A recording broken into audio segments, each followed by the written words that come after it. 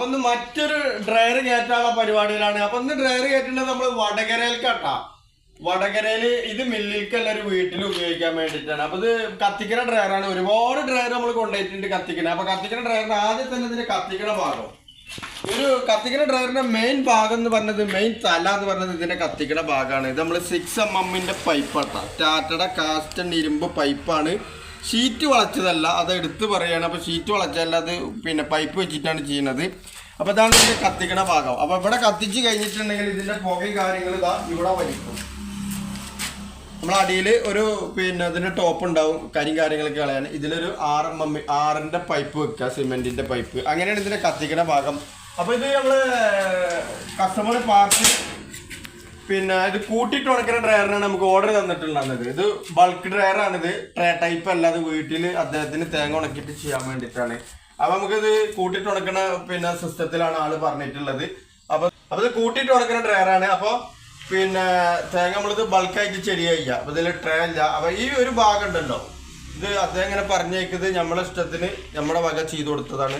നമ്മൾ എന്ത് അഡ്ജസ്റ്റ്മെന്റിന് തയ്യാറാണ്, അല്ലേ ക്യാമറമാനെ? പിന്നെന്താ, എന്ത് അഡ്ജസ്റ്റ്മെന്റിന് തയ്യാറാണ്. അപ്പൊ ഇത് നമ്മുടെ വക ചെയ്തു കൊടുത്തതാണ്. അപ്പൊ ഇതുകൊണ്ട് എന്താ ഗുണം എന്ന് വെച്ചിട്ടുണ്ടെങ്കിൽ,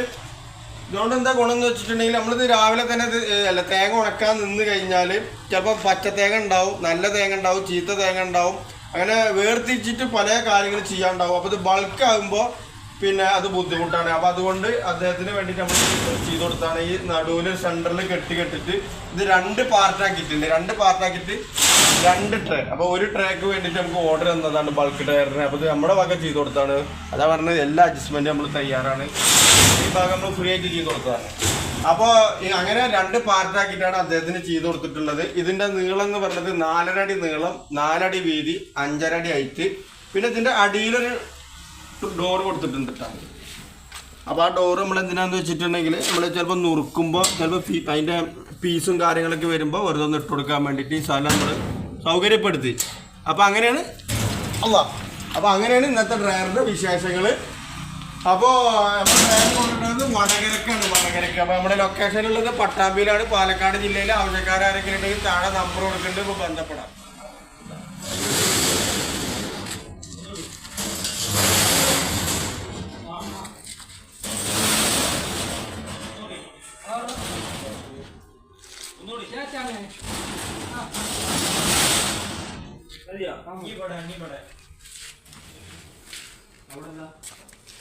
ഇവിടെ